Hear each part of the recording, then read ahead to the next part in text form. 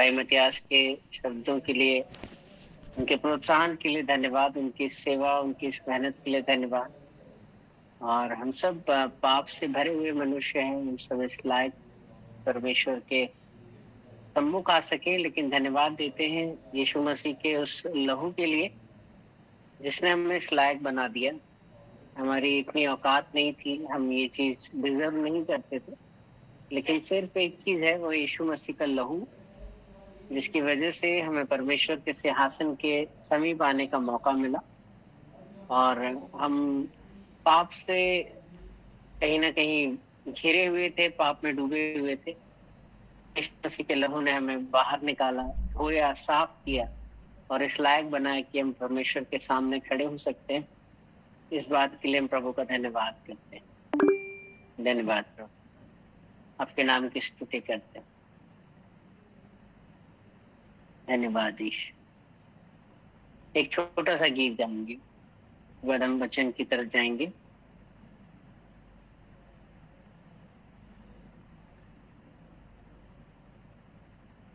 करता हूँ मैं तेरी चिंता, तू क्यों चिंता करता है। करता हूँ मैं तेरी चिंता, तू क्यों चिंता करता है। आंसुओं की घाटियों में हाथ ना छोड़ूंगा तेरा। आंसुओं की घाटियों में हाथ ना छोड़ूंगा तेरा।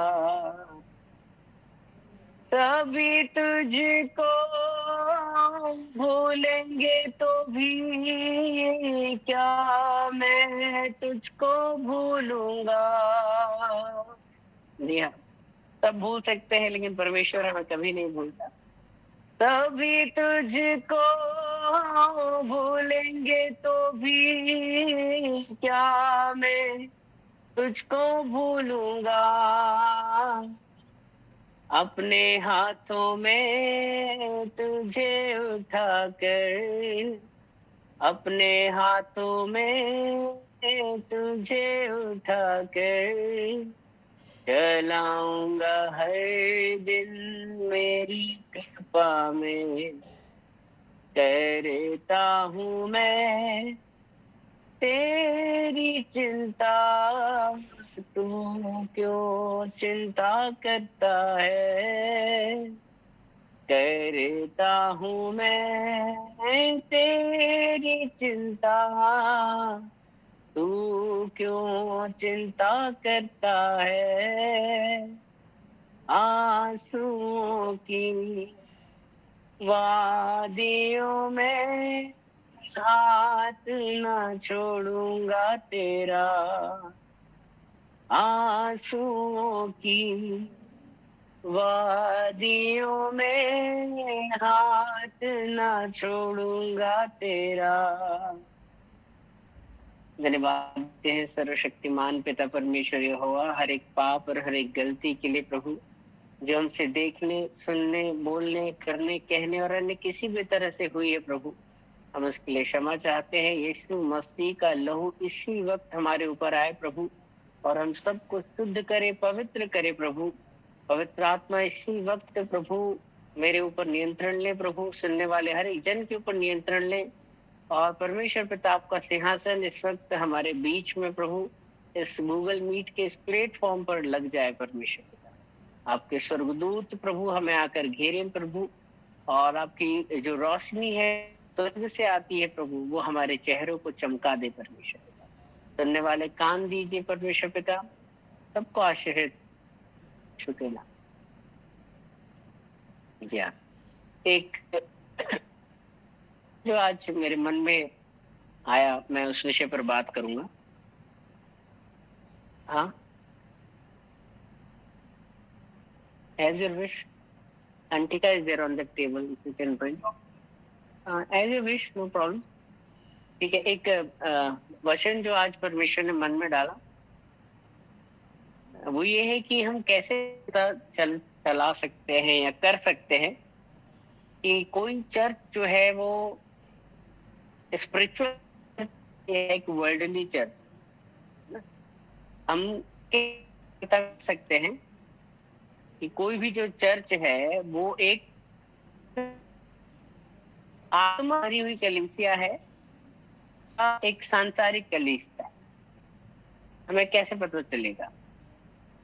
तो आज हम इस विषय पर बात करेंगे कि कौन कौन से ऐसे वो फल हैं। बाइबल कहती है कि तुम फलों को देखकर जान जाओगे कि पेड़ कैसा है ना। तुम फलों को देखकर ये पता कर सकते हो कि पेड़ कैसा है।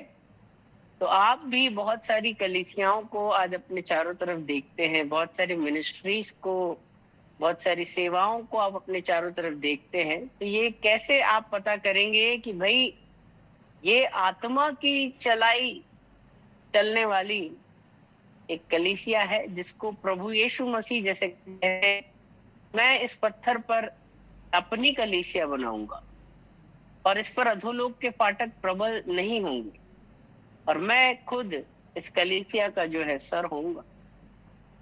तो अभी हेड कौन है? प्रभु यीशु हेड किसी चर्च के, या कोई मैनिपुलेटेड चर्च है, या कोई इंसान अपने बुद्धि, अपने बल, अपने ज्ञान से एक चर्च को, एक कलीसिया को चला रहा है? ये हमें कैसे पता चलेगा कि ये एक आत्मिक कलीसिया है या एक सांसारिक कलीसिया है? ये इंसानों के द्वारा चलाई जा रही है या प्रभु इसको चला रहा है?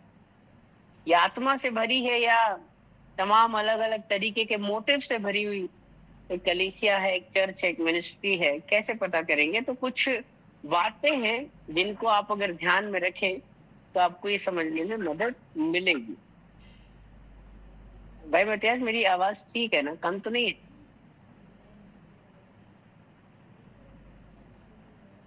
ठीक है शायद। आवाज ठीक तो है, आ रही है, थोड़ा सा और रहेगा भी तो चलेगा।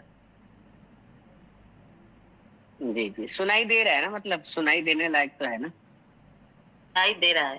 ठीक ठीक है, ठीक है, ठीक है। तो अभी हम लोग कुछ बातें देखेंगे, इन बातों पर आप ध्यान दें और ये बातें आपको समझने में मदद करेंगी कि कोई कलीसिया जो है वो एक आध्यात्मिक कलीसिया है या एक आत्मिक कलीसिया है या एक सांसारिक कलीसिया, कैसे पता करेंगे? तो सबसे पहली जो बात है, सबसे पहला जो पॉइंट है जिसको आपको ध्यान देना है, क्योंकि केंद्र बिंदु में कौन है, सेंटर पॉइंट कौन है उस चर्च का, केंद्र बिंदु क्या है ना? What is the centre point of the church, उस चर्च का, उस कलीसिया का, जहां भी आप जा रहे हैं या जाने वाले हैं या निर्णय ले रहे हैं, अभी माइंड बना रहे हैं अपना, अभी निर्णय लेने की उसमें है, आप प्रक्रिया के दौर से गुजर रहे हैं। तो सबसे पहले आप क्या देखेंगे कि केंद्र बिंदु कौन है उस चर्च का, या जहां भी आप जा रहे हैं, देखिए क्या वहां का केंद्र बिंदु कोई इंसान है, किसी संस्था का नाम है, या उस संस्था का जो केंद्र बिंदु है वो यीशु मसीह है? तो सबसे पहली बात जो आपको देखना है कि केंद्र बिंदु कौन है, हु इज सेंटर में कौन है।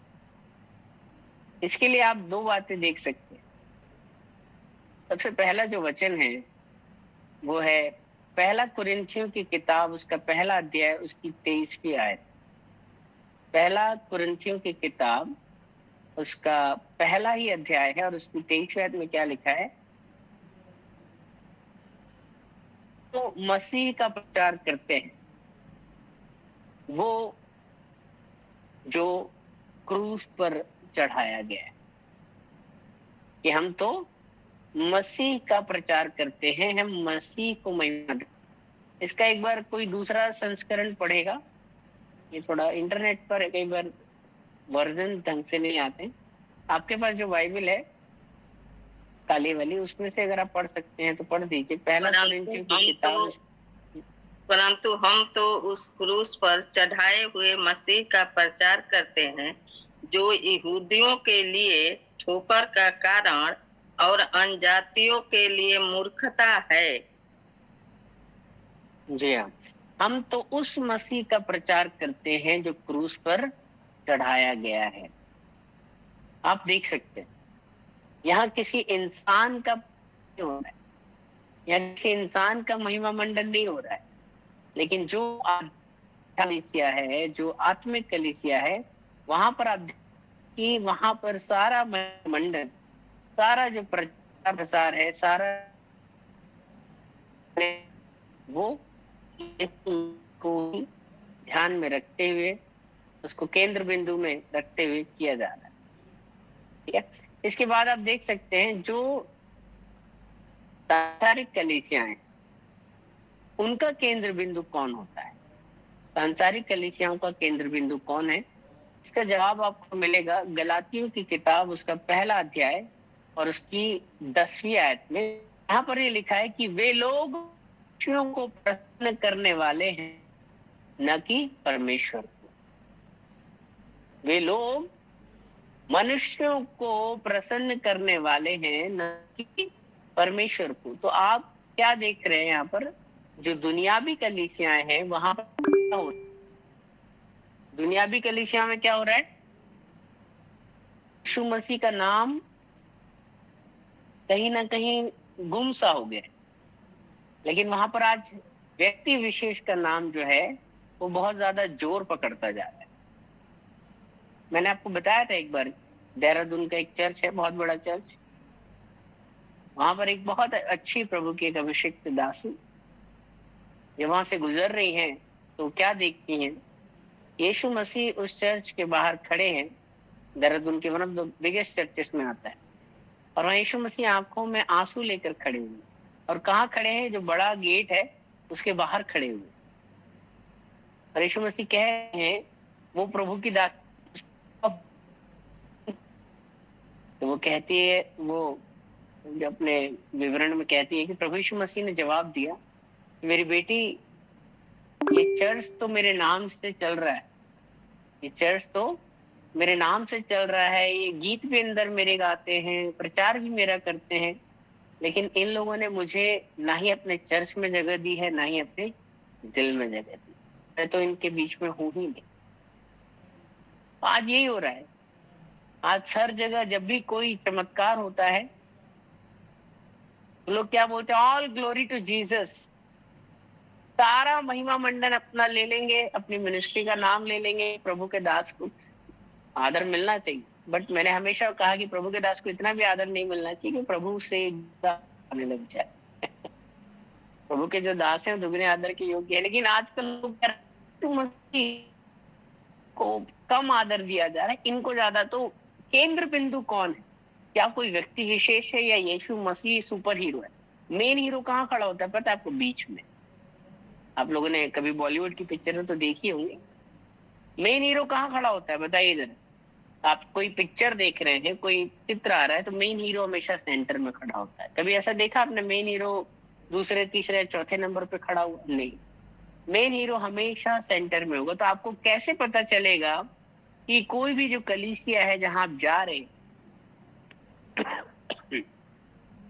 वो एक आत्मिक कलीसिया है, एक सांसारिक कलीसिया है? तो आप हमेशा इस बात को ध्यान दें कि उसका अगर केंद्र बिंदु यीशु मसीह है, तो जो मेन हीरो है वो यीशु मसीह है, तो आप समझ जाइए कि आप सही जगह में है।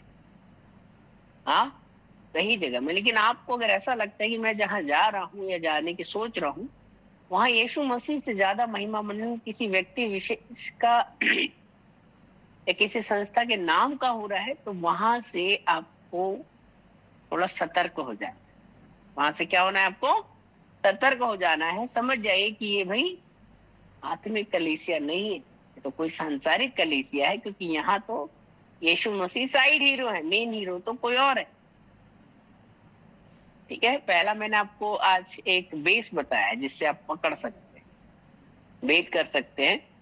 ठीक है, दूसरा जो आप पॉइंट है जिस पर फोकस कर सकते हैं इनमें भेद करने के लिए, आत्मिक वर्सेस सांसारिक कलीसियाओं के बीच में दूसरा जो भेद है वो है फाउंडेशन। उस चर्च की फाउंडेशन क्या है? किसी भी चर्च की फाउंडेशन क्या होना चाहिए बताइए? किसी भी चर्च की नींव क्या होनी चाहिए? कोई बता सकता है माइक खोल के? किसी भी चर्च की जो फाउंडेशन है, उसकी नींव है, वो क्या होनी चाहिए? वो किस पर खड़ा हुआ होना चाहिए?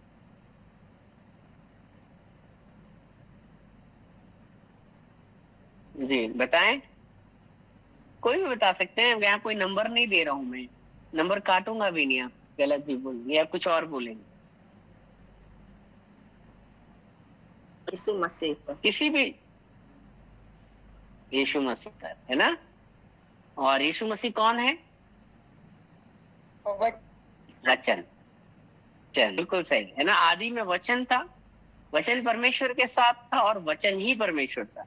तो किसी भी कलीसिया का जो फाउंडेशन आप देखते हैं, जब घर बनाया जाता है तो उसकी नींव डाली जाती है। तो आपके चर्च की नींव अगर वचन पर न डल के किसी और चीज पर डली है तो कुछ गड़बड़ है ना? तो ये बहुत इंपॉर्टेंट बात है। दूसरा आपको क्या देखना है? नींव। आध्यात्मिक चर्च के अंदर क्या देखने को मिलता है आपको? जो आध्यात्मिक चर्च है, जो आत्मा से भरी हुई चर्चें हैं, भजन संहिता उसका 119वां अध्याय और उसकी 105वीं आयत में क्या लिखा है? वहां देखते हैं, वहां लिखा है, तेरा वचन मेरे पांव के लिए दीपक और मेरे मार्ग के लिए उजियाला है। तेरा वचन मेरे पांव के लिए दीपक और मेरे पांव के लिए, मेरे मार्ग के लिए उजियाला है। मैंने पहले भी कहा था, आपका जो पथ प्रदर्शक है, जो आपको राह दिखाने वाला है, वो हमेशा वचन होना है।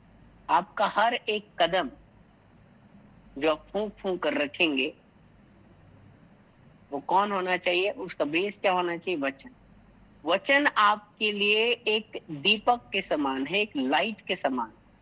आप कभी है ना गांव अगर में रहे, हम लोग भी रहे, लालटेन लेके चलते हैं, टॉर्च लेके चलते हैं, सांप बिच्छू निकल सकते हैं बहुत।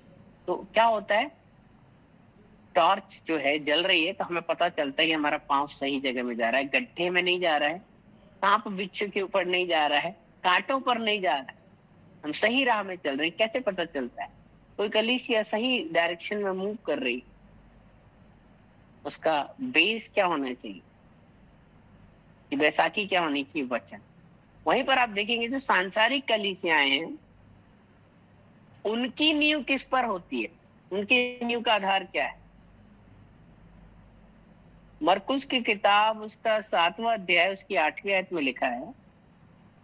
मरकुस की किताब 7वां अध्याय उसकी 8वीं आयत में लिखा है, तुमने परमेश्वर की आज्ञाओं को छोड़ दिया है और मनुष्यों की रीतियों को पकड़े रहते हो। तुमने परमेश्वर की आज्ञा को छोड़ दिया है, मतलब वचन। आज्ञा मतलब वचन, वचन मतलब आज्ञा, कोई गलत नहीं है ना? बाइबल क्या है? Bible is basically the instructions of God, दिशा निर्देश दिए गए। बाइबल का फुल फॉर्म कोई बता रहा था मुझे? बेसिक इंस्ट्रक्शंस बिफोर लीविंग अर्थ। बाइबल का फुल फॉर्म क्या है? इंग्लिश में बनाया है किसी ने, ऐसा जरूरी नहीं यही है। बाइबल का क्या? बेसिक इंस्ट्रक्शन, मूलभूत निर्देश, बिफोर लिविंग, अर्थ को छोड़ने से पहले, इस दुनिया को छोड़ने से पहले दिए गए कुछ मुख्य दिशा निर्देश, ये है बाइबल, है ना? ये आपको समझना है। अब क्या हो रहा है, आज वचन नहीं दिख रहा है कहीं भी। आज वचन के बारे में कहीं भी प्रचार नहीं हो रहा है, परमेश्वर की आज्ञाओं के बारे में कहीं भी प्रचार, आज्ञाकारिता तो है ही नहीं चर्चेस में। मैंने बोला था कि आज के चर्चेस जो हैं वो एक राशन की दुकान के समान है। एक ऐसी राशन की दुकान जहां पर संतरे की गोलियां बिक रही हैं, मीठी मीठी, कड़वी बातें नहीं है वहां। वहां पर कानों को ना, कानों की खुजली को मिटाने वाले ऑइंटमेंट मिलते, मलहम मिलता है। आजकल चर्च क्या है? एक ऐसी दुकान है यहाँ पर कानों में अगर खुजली है तो उस कानों की खुजली को मिटाने के लिए कुछ मलहम मिल रहे हैं वहां पर, संतरी की गोलियां मिल रही है जो आपको बड़ी अच्छी मीठी लग रही है ना। तो ये सब काम चल रहा है आजकल। वहां पर कड़वी दवाई जिसकी जरूरत है वो कड़वी दवाई नहीं मिल रही है आज की डेट में। कड़वी दवाई क्या आज्ञाकारिता, ये नहीं मिल रही। क्यों नहीं मिल रही? अरे भाई 40,000 रुपए का दशमांश आता है, 4 लाख रुपए इसकी महीने की तनख्वाह है। अगर मैंने इसको कुछ कड़वा बोल दिया, वचन के हिसाब से खरा खरा अगर शिक्षा दे दिए तो भाग जाएगा।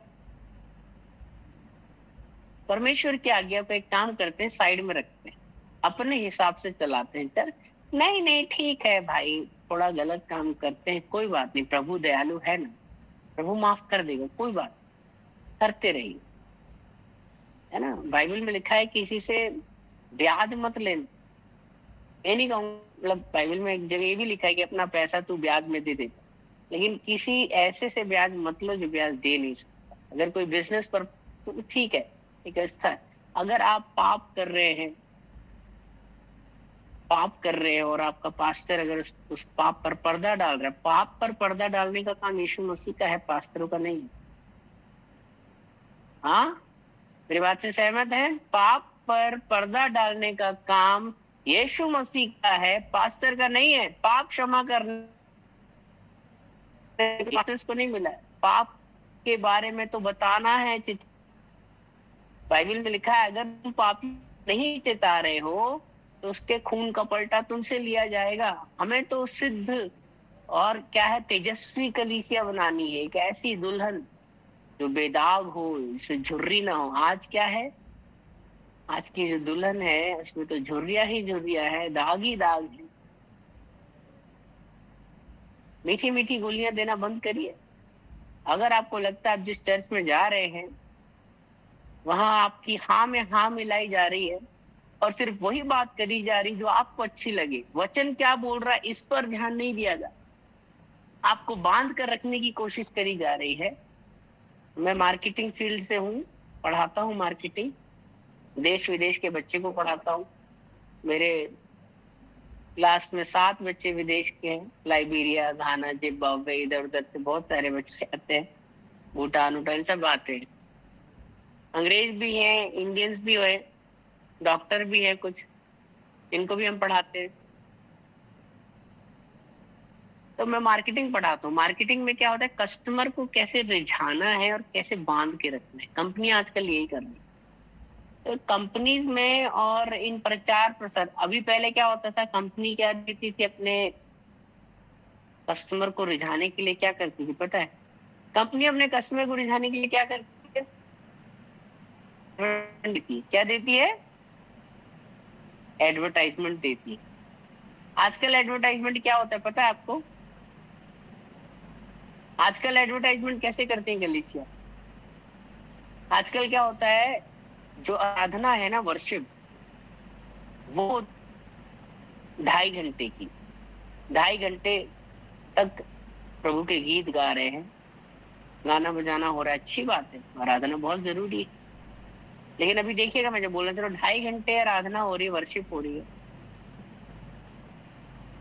3 घंटे गवाहियां हो रही, 2.5 घंटे आराधना, 2.5 घंटे आराधना हो रही है, 3 घंटे गवाहियां हो रही हैं और आधा घंटा वचन हो रहा है। समझ रहे हैं आप क्या चल रहा है समीकरण आजकल?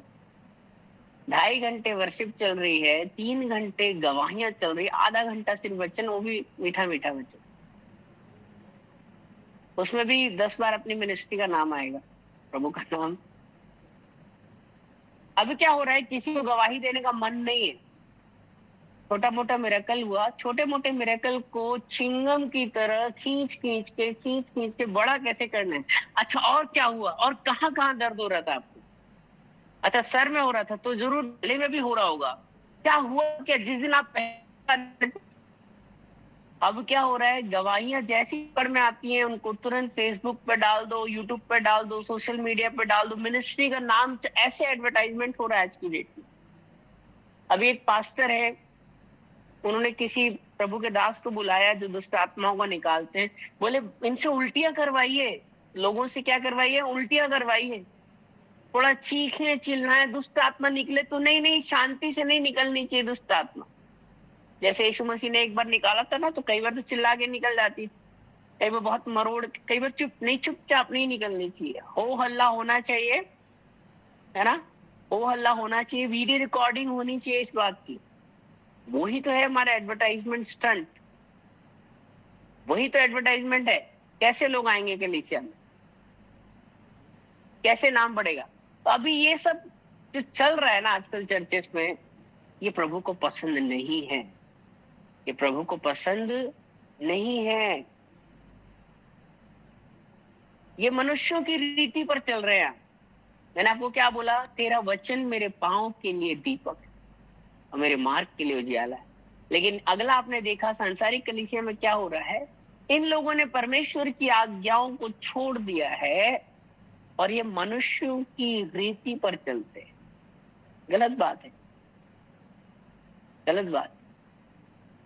अगर आप यीशु मसीह के नाम की महिमा के लिए चीजें दिखा रहे हैं, बहुत अच्छी बात, लेकिन परमेश्वर तो मनों को परख लेता है। परमेश्वर से कैसे बच के जाएंगे, वो तो अंदर तक के विचार को। अच्छा, और जब कभी हीलिंग होती है ना, मैंने नहीं किया, ये बोल भी रहे हैं वो लोग, मैंने नहीं किया, मैं कौन होता हूँ, करने वाला यीशु मसीह, ऑल ग्लोरी टू गॉड। लेकिन पूरा महिमा मंडन 90% खा लिया, बोलते ना 100 चूहे खा के बिल्ली हज को चली। प्रभु तो मन को पकड़ लेता है, वो तो मन को तौलता है। उसके बाद एक तराजू है, वो मन को तौल लेता है, वो नैन से सहन करता है। एक बार अच्छा ऐसा आग घुमाता उसके ऊपर, अच्छा ये सोच रहा था तू, शैतान नहीं बच पाया। शैतान ने बोला मैं अपना सिंहासन, बस सोचा ही तो था, शैतान ने कोई कहा थोड़ी था, शैतान ने बस सोचा, प्रभु ने ऐसे पकड़ लिया। आप किस उद्देश्य से सेवा कर रहे हैं? बाइबल में क्या, आग से हर एक काम परखा जाएगा, आग से परखा जाएगा हर एक काम। लकड़ी का रद्दा रखा जाएगा, घास फूस का होगा, चांदी का होगा, सोने का होगा, तो परखा जाएगा काम। प्रभु तो मजबूर है, उससे दुष्ट आत्माएं निकलवानी है, उससे लोगों को उद्धार दिलवाना है, उसको तो लोग चाहिए। वो अभी आपको इस्तेमाल कर रहा है, ये मत सोचिए कि आपसे दुष्ट आत्माएं निकल रही हैं, बहुत कलीसिया बढ़ रही है, इसका मतलब प्रभु आपसे बहुत खुश है। वो देखता है, आप उसको तो अपने राज्य को बढ़ाना है, लोगों को, आत्माओं को बचाना, उसका तो दर्द है, अभी काम कर रहा है। लेकिन असलियत में जब आप स्वर्ग जाएंगे ना, तब पता चलेगा कि आपकी मिनिस्ट्री सच में कितनी बड़ी थी। देखा तो बहुत, लेकिन जब निचोड़ निकला तो शायद बहुत कम निकले बहुतों का। तो प्रभु कर रहे, यीशु के नाम से बोलेंगे, चमत्कार तो होंगे ही होंगे, यीशु के नाम से तो चमत्कार होंगे ही होंगे। लेकिन असलियत में आपकी मिनिस्ट्री वाकई में किस लेवल पे बैठती है, वो तो आग से जब परखा जाएगा, तो आग में तो कुछ नहीं बचता, लास्ट जो सोना है वही बचता है, जो गोल्ड होगा ना वही बचेगा, लकड़ी घास फूस रद्दा ये सब चल जाएगा। एनीहाउ, आगे बढ़ते हैं। मैंने आपको दो बातें बता दी, पहला केंद्र बिंदु कौन है चर्च का, दूसरा मैंने आपको बताया कि नींव किस पर रखी गई, नींव किस पर रखी गई। तीसरी बात जो आपको पकड़नी है वो है आराधना। आध्यात्मिक चर्च और सांसारिक चर्च की आराधना में फर्क क्या देखेंगे हम? यूहन्ना की किताब 4 अध्याय 23 आयत में लिखा है, सच्चे भक्त पिता की आराधना आत्मा और सच्चाई से करेंगे। सच्चे भक्त पिता की आराधना आत्मा और सच्चाई से करेंगे, यूहन्ना की किताब 4:23 में लिखा है। वहीं पर सांसारिक की अगर बात करें, सांसारिक में क्या लिखा है, मत्ती की किताब उसका 15वां अध्याय और उसकी 8वीं आयत में क्या लिखा, ये लोग होठों से मेरा आदर तो करते हैं परंतु उनका मन मुझसे दूर रहता है। ये लोग होठों से तो मेरा आदर करते हैं, लेकिन इनका जो मन है ना, वो मुझसे दूर रहता है। एक दिन मैं एक चर्च के अंदर बैठा था, मुझे हालात पता थे सब कुछ, मैंने क्या देखा कि मुझे ऐसा विजन सा आया, ऐसा आत्मा में दिखा, ऐसा मेरे दिमाग का भी हो सकता है। मैंने देखा हर तरफ ना घंटियां ही घंटियां बज रही उस चर्च में।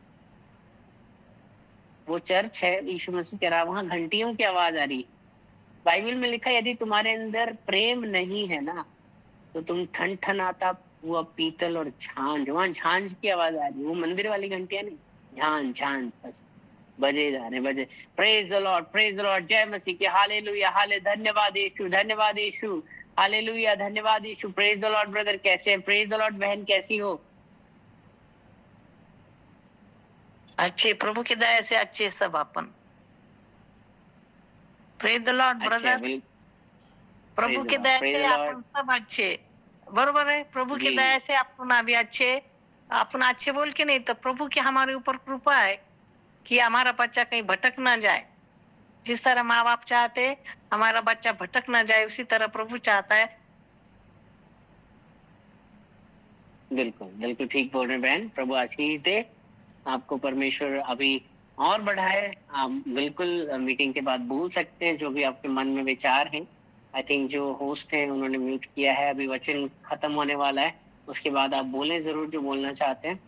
तो मैं बस यही कहना चाह रहा था आपको कि आराधना जो होनी चाहिए ना, वो आत्मा और सच्चाई से होनी चाहिए।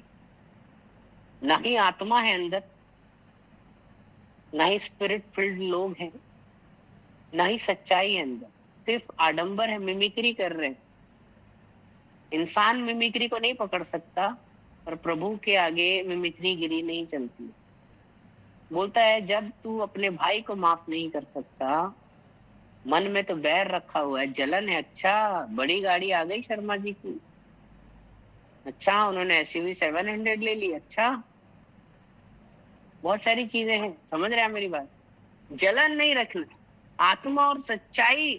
सिर्फ ये नहीं कि प्रभु की गीत तो आत्मा और सच्चाई, जीवन सच्चाई पर आप चल रहे हैं, आप आत्मा से ये हर चीज में दिखना चाहिए। लोगों को दिखाने के लिए आराधना नहीं, परमेश्वर को दिखाने के लिए। लोगों को खुश करने के लिए आराधना नहीं, परमेश्वर को खुश करने के लिए आराधना करनी। आपको नाचने का मन करता है, आराधना के दौरान नाचिए। ये नहीं अरे नहीं बगल वाला देख रहा है मैं कैसे झूम लूं। दाऊद भी पगलों की तरह नाच रहा है, ऐसी होती है आराधना। फर्क नहीं पड़ता, वहां कोई स्टेटस काम नहीं आता, कोई ओहदा काम नहीं आता। नाचना है, पास्टर ने नहीं बोला नाचिए, खड़े हो जाइए, तालियां बजाइए, मस्त हो जाइए शुरू। आत्मा और वो आराधना जो परमेश्वर को प्रसन्न कर, बेसुध होकर एकदम जैसा अच्छा लग रहा है।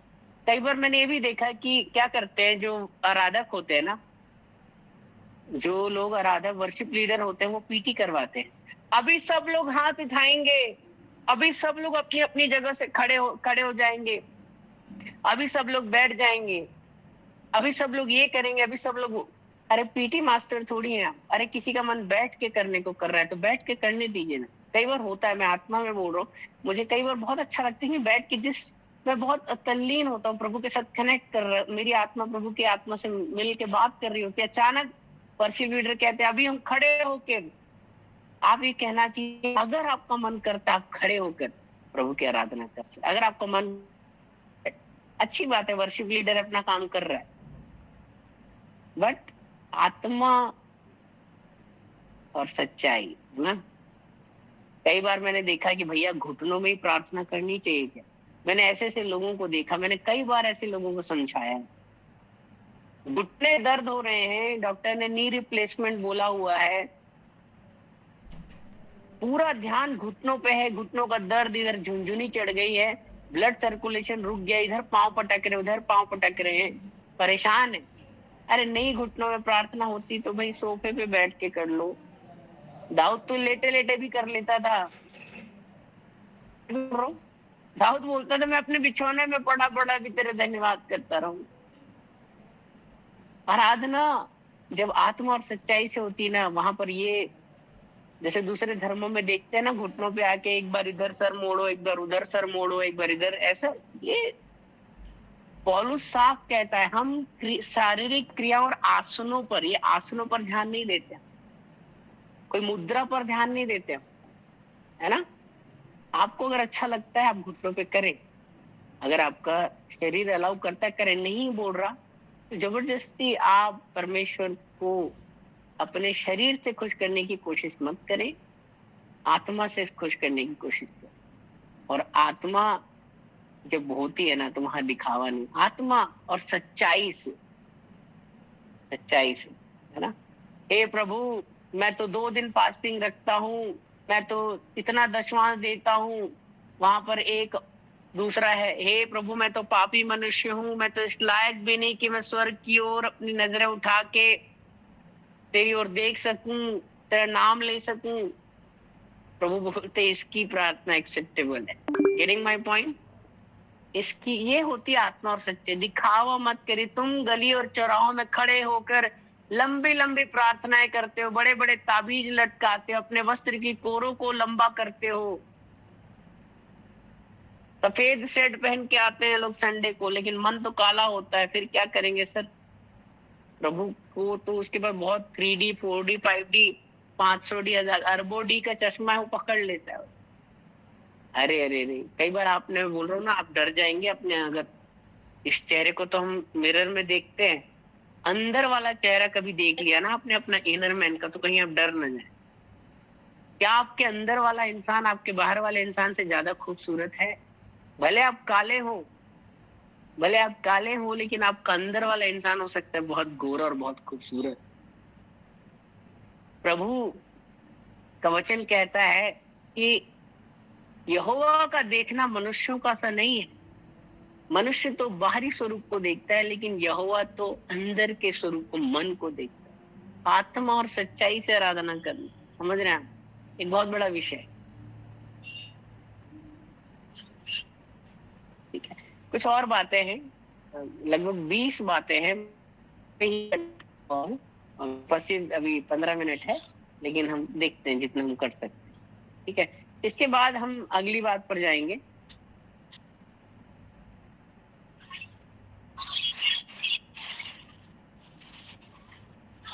उद्देश्य।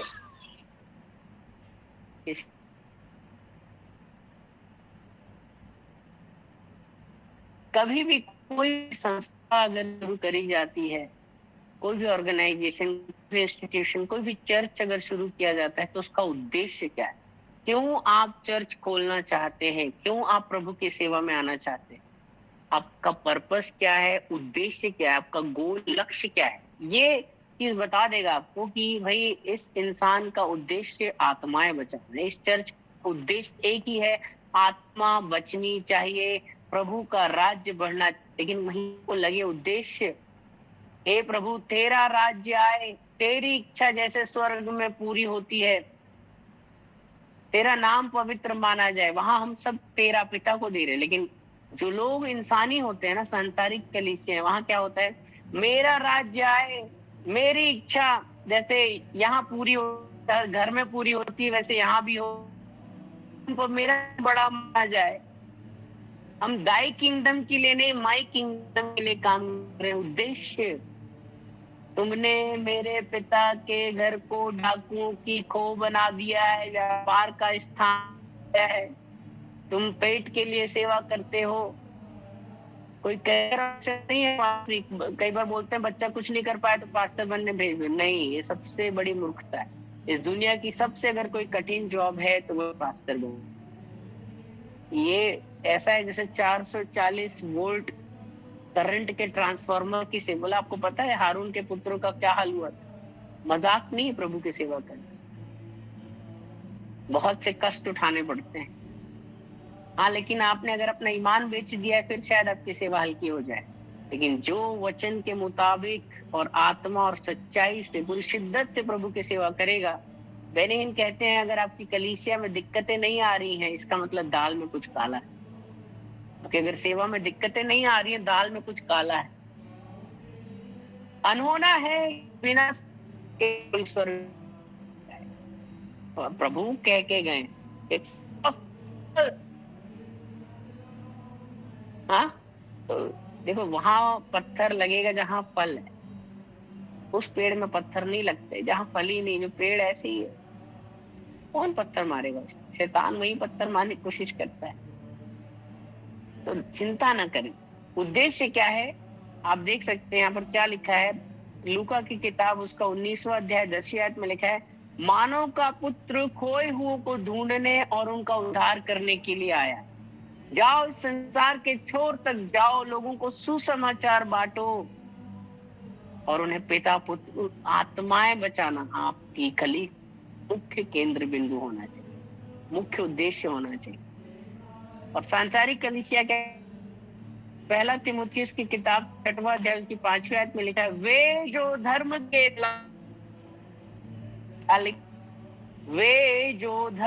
लाभ के लिए व्यापार करते हैं, ईश्वर भक्ति का व्यापार, ईश्वर भक्ति का व्यापार। इसलिए मैंने कोविड के दौरान देखा था ऑनलाइन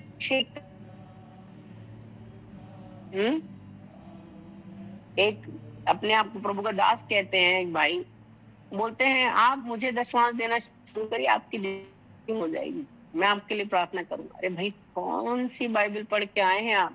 क्या प्रभु के आगे एक दिन खड़ा नहीं होना आपको? डर नहीं लगता क्या प्रभु से? बड़े निर्भीक लोग हैं इन लोग। शेर के आगे खड़े हो जाइए कभी, आपकी हालत डायनासोर, मतलब वो यहोवा के सामने खड़ा होना, उसके पर्वत पर खड़ा हो सकता, कौन उसके सम्मुख खड़ा हो सकता? डर नहीं लगेगा आपको? जीवन भर क्या सेवा कर रहे, डर नहीं लगता आपको? इधर आंख बंद हुई कहाँ जाएंगे पता है आपको? खुदा का डर मुझे सुगंधित द्रव्य सा भाएगा। यहोवा का डर जिसके अंदर नहीं है, बाइबल में लिखा है यहोवा का डर मानने से आयु बढ़ती है, और जो यहोवा का डर नहीं मानता उसकी आयु घट भी जाती है। यहोवा का डर मानने से आयु बढ़ती है का मतलब जो डर नहीं है तो आयु घट भी जाती है। समझ रहे आप मेरी बात? मैं माफी चाहूंगा अगर मेरी बातों से आपको ठेस पहुंचती है, लेकिन अगर ये बातें आपको अगर उद्धार दिला सकती हैं, नरक की आग से बचा सकती हैं, तो ऐसी बातों का करना ही मुझे लगता है ठीक। मेरी मीठी मीठी बातों से अगर आप नरक जाते हैं तो, या आप प्रभु की नजरों में नीचे गिरते हैं, तो मेरा प्रचार करना व्यर्थ है। प्रचार वही होना चाहिए जो आपको आत्मा में उठाए, जो प्रभु से कनेक्ट करे, जो आपको भी सुधारे। मुझे भी, मैं भी कोई यीशु मसीह का पूरा चेहरा नहीं, मेरे अंदर भी बहुत कमी है, मुझे पता है मेरे पास, फिर भी प्रभु दया करे, हम उसके भय में चलें। प्रभु हमें ऐसा अपना भय हमारे मन में उपजवाए। यहोवा का वचन कहता है, मैं तुम्हारे मन में अपना भय उपजवाऊंगा, मैं तुम्हारे मन में अपना भय उपजवाऊंगा और तब तुम मेरी आज्ञाओं को मानोगे। है ना? तो बहुत जरूरी है ना? उसके बाद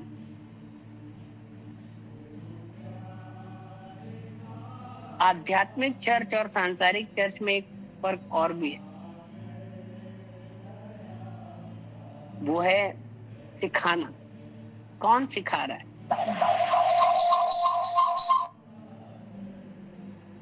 है ना? आप देख सकते हैं यूहन्ना की किताब 14वां अध्याय उसकी 26वीं आयत में लिखा है, पवित्र आत्मा ही तुम्हें सब बातें सिखाएगा।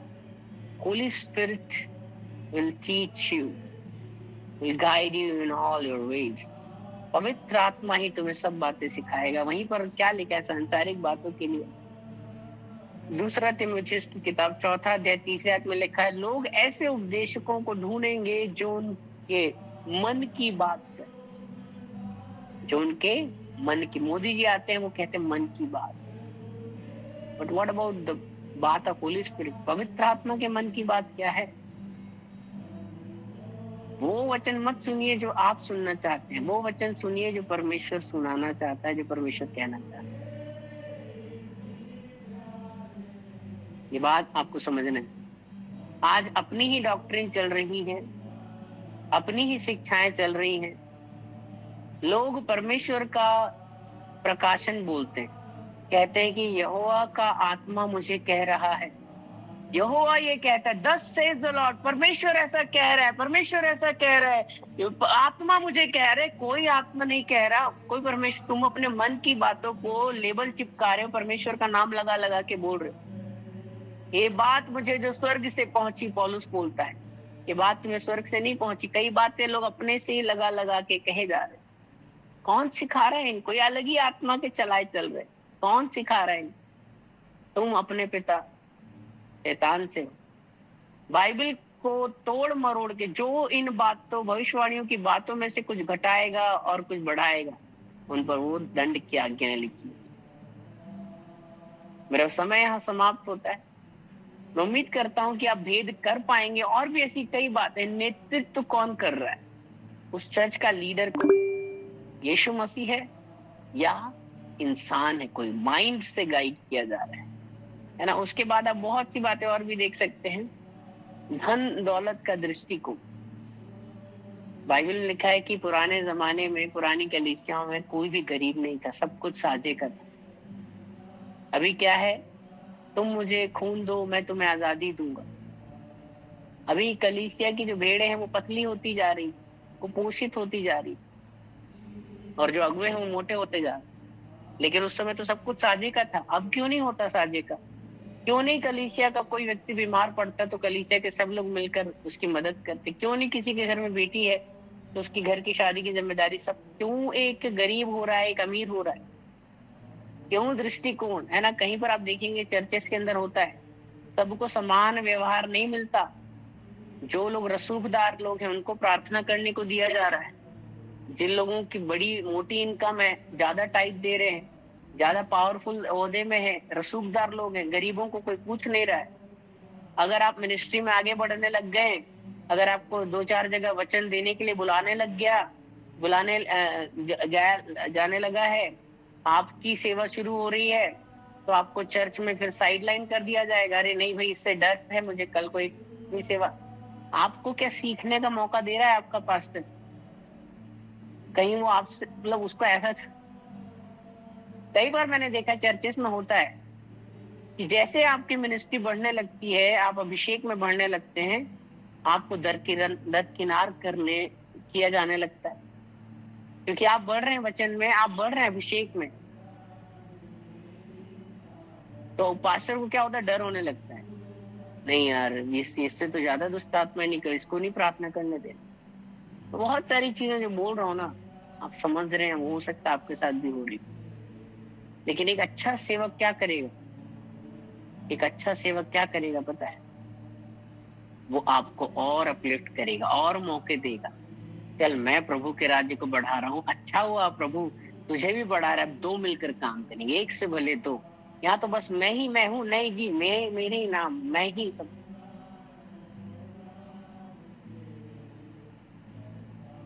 तो एक अच्छा प्रभु का दास वो होता है, एक अच्छी कलीसिया जहां आपको मौके मिलते हैं। हाँ, लेकिन कुछ लोग ऐसे हैं जिनको मौका दे दो, गवाही देने के लिए बोलते हैं तो पूरा प्रचार कर डालते हैं। कुछ लोग भी बुद्धिमान, क्या करें? पास्टर भी बेचारा क्या करे? मौके मत चुराओ, अपनी खुद की जमीन पर खेती करो, किसी दूसरे की मिनिस्ट्री से भेड़े मत चुराओ, ये भी एक श्राप है। आज क्या हो रहा है? मसीह के राज्य में नई भेड़े नहीं आ रही। जो गिनती की भेड़े है ना, उन्हीं को लोग सफल कर, इधर उधर घुमा रहे हैं। नई आत्माएं नहीं बच रही। जो बची हुई आत्माएं हैं, बस लोग उन्हीं को खींचा, तान तू इधर आ जा, तू इधर घुमा रहे, उधर घुमा रहे। राज्य नहीं बढ़ रहा है, राज्य नहीं बढ़ रहा है, बहुत कम स्पीड से बढ़ रहा है। सिर्फ आत्माओं को ही इधर उधर रिझाने, कस्टमर उतने ही है। मैं मार्केटिंग में पढ़ाता हूँ कॉलेज, मेरी भाषा थोड़ी ऐसी होती है।